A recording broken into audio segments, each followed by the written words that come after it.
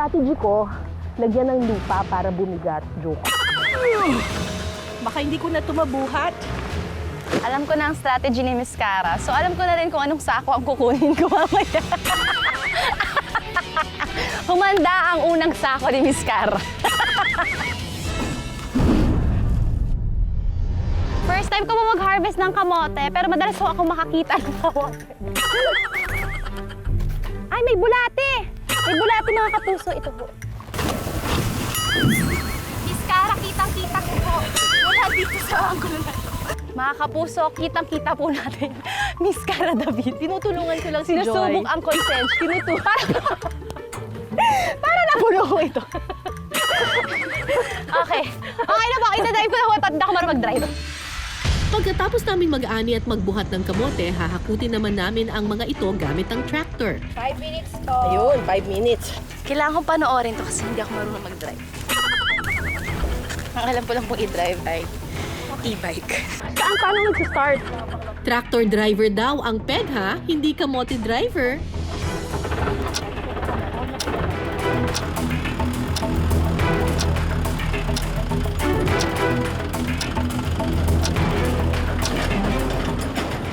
Ay, Diyos ko! Balagbag po mag-drive si Miss Cara. Saan ba? Dito?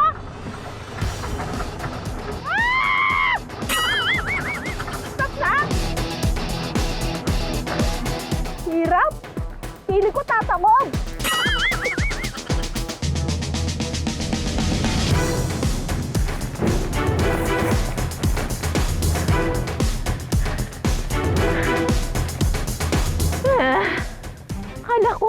Akala ko tapos na.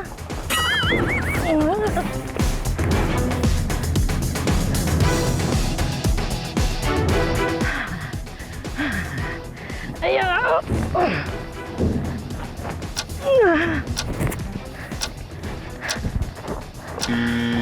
Pagdadrive ng tractor, mission accomplished. Okay. Ikaw naman, Joy. Tingnan natin kung kakayanin mo rin ang susunod nating hamon.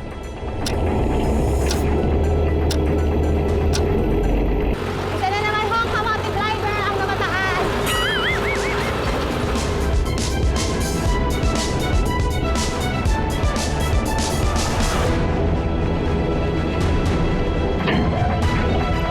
Salamat ho.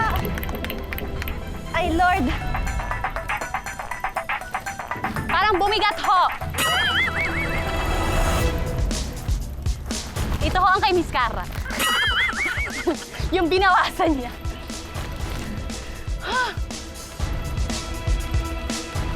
Yeah.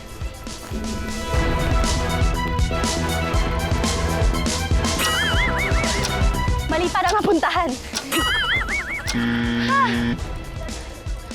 Mga kapuso, simula ngayon, bumili ho kayo sa mga magsasaka. Huwag ho sa middleman. Nakakapagod ho magsaka, mag-ani. Tapos magkano lang kinikita nila? Hindi makatarungan. Grabe.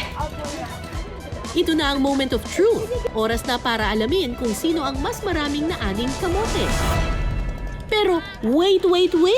Munti ko nang malimutan. May pinasarap power nga pala itong si Joy. Pinasarap. Mayroon kang power na mag-switch ng isang sako mula sa kalaban pagkatapos ng challenge. Ay, ito ho yung nakalupay-pay. Yung walang laman. Para ho sa mga viewers, si Miss Cara din po ang gumawa nito sa sarili niya. Miss Cara, kitang-kita ko po. Wala dito sa anggulo na ito. Mga kapuso, kitang-kita po natin. Miss Cara David. Tinutulungan ko lang si Joy. Sinusubok ang consent. Para napuno ko ito. Inaalay ko na ho ito. Okay. Pantay-pantay naman yan. Okay po. I stand firm. Gusto ko po, iyon. O kuya, bigatan mo konti. Mas mabigat ka sa rito? Perfect! I got it! Okay. 13 kilos. Bakit nilalabas na ganon, kuya? Pangkalso daw po. Pangkalso. Kasi kapag hindi siya pantay, hindi siya mag-aano. Talaga? Ako to, kakalsuhan ko po. Mandaraya, magnanakaw. Mamili na ho kayo. 13 din. Wow, what a lucky Ayun. number. Ito po, 13 Yes. din. Ito po, 13 din po ata to. 13 pieces. 13 pieces. Ano yun? 5 kilo. Pinaghirapan ko yan. 13 kilos. 13 kilos lang yung kaya natin talaga buhatin, ano? Ang hirap. O, yan po yung kinuha ko sa inyo. Oo, yan nga yung kinuha mo sa akin. Dagdagan nyo naman. Wala bang A for effort? Wow! 17 kilos! Kaya palang sakit ng likod ko. And another 13 kilos! Yes! Ito pa ang pinakamalungkot na yes ni Ma'am Cara.